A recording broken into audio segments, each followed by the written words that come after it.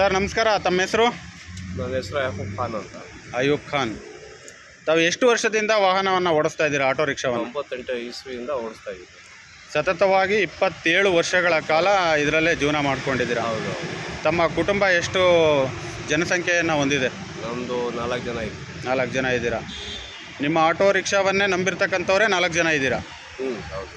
ನೀವು ದುಡಿದು 4 ಜನ ಮಕ್ಕಳು, ಹೆಂಡತಿ ಮಕ್ಕಳುಗಳನ್ನ ನೋಡ್ಕೋಬೇಕು. ತಮ್ಮ ಮಕ್ಕಳುಗಳ ವಿದ್ಯಾಭ್ಯಾಸ ನಡೀತಾ ಇದೆ. ಈಗ ಮೊದಲೆಲ್ಲ ಬೆಂಗಳೂರಿಗೆ 2ನೇ ಸಾರಿಗೆ ಸೇವೆ ಆಗಿದ್ದಂತಹ ಆಟೋ ರಿಕ್ಷಾಗಳು ಇತ್ತೀಚೆಗೆ ಅಗ್ರಿಗೇಟರ್ ಕಂಪ್ನಿಗಳು ಬಂದ ನಂತರದಲ್ಲಿ ಎಲ್ಲವೂ ಕೂಡ ಕಂಪನಿಯ ಅಡಿಯಾಳಾಗ್ತಾ ಇರ್ತದೆ. ತಾವುಗಳು ನೋಡಿರ್ಬೋದು, ಈ ಹಿಂದೆ ಎಲ್ಲ ಮೀಟರ್ ಆಧಾರಿತ ಸೇವೆಯನ್ನು ಕೊಡ್ತಾ ಇದ್ರಿ. ಈಗ ಫ್ಲೀಟ್ಗಳ ಹೆಸರಿನಲ್ಲಿ ಅವರವರೇ ಸ್ವಂತ ವಾಹನಗಳನ್ನ ಇಟ್ಕೊಂಡು ತಮ್ಮಗಳಿಗೆ ಬಾಡಿಗೆಗಳನ್ನ, ಅಂದರೆ ಬೆಂಗಳೂರಿನಲ್ಲಿ ಇವತ್ತು 1,40,00,000 ಜನಸಂಖ್ಯೆ ಇರೋಂಥ ಬೆಂಗಳೂರಿನಲ್ಲಿ ಆಟೋ ಚಾಲಕರ ದುಡಿಮೆ ಸಂಪೂರ್ಣ ಕುಸಿತ ಆಗಿದೆ ಅಂತ ಕೆಲವು ಮಾಧ್ಯಮಗಳು ವರದಿಗಳನ್ನ ಮಾಡಿದೆ. ಆಟೋ ಚಾಲಕರುಗಳು ಕೂಡ ಇದನ್ನು ಹಲವಾರು ಬಾರಿ ಹೇಳಿಕೆಯನ್ನು ಕೊಟ್ಟಿದ್ದಾರೆ. ಇದ್ರ ಬಗ್ಗೆ ತಮ್ಮ ಅನಿಸಿಕೆ ಏನು ಅನಿಸುತ್ತೆ ಸರ್? ಎಲ್ಲ ಅದರಿಂದ ಆಗಿರೋದೇ ಲಾಸ್ ಆಗುತ್ತೆ ಅಂತ ಹೇಳಿ. ಅಂದರೆ ಆದಾಯ ಸಂಪೂರ್ಣ ಕುಸಿತ ಆಗಿದೆಯಾ? ತಾವು ಇವತ್ತು ಈಗ 98ರಿಂದ ನೀವು ಜೀವನವನ್ನು ಬೆಂಗಳೂರಿನಲ್ಲಿ ಕಟ್ಕೊಂಡು ಬಂದಿದ್ದೀರಾ. ಈ ಹಿಂದಿನ ಜೀವನಕ್ಕೂ ಇವತ್ತಿನ ಜೀವನಕ್ಕೂ ಏನು ಅನ್ನಿಸುತ್ತೆ? ಅವಾಗ ಜೀವನ ಚೆನ್ನಾಗಿತ್ತು ಅಂತ ಈಗ ಬೇಸರ ಆಗುತ್ತೆ ಈ ಜೀವನದಿಂದ. ನೀವು ಆನ್ಲೈನನ್ನು ಬಳಕೆ ಮಾಡ್ತೀರಾ? ಮಾಡ್ತೀವಿ.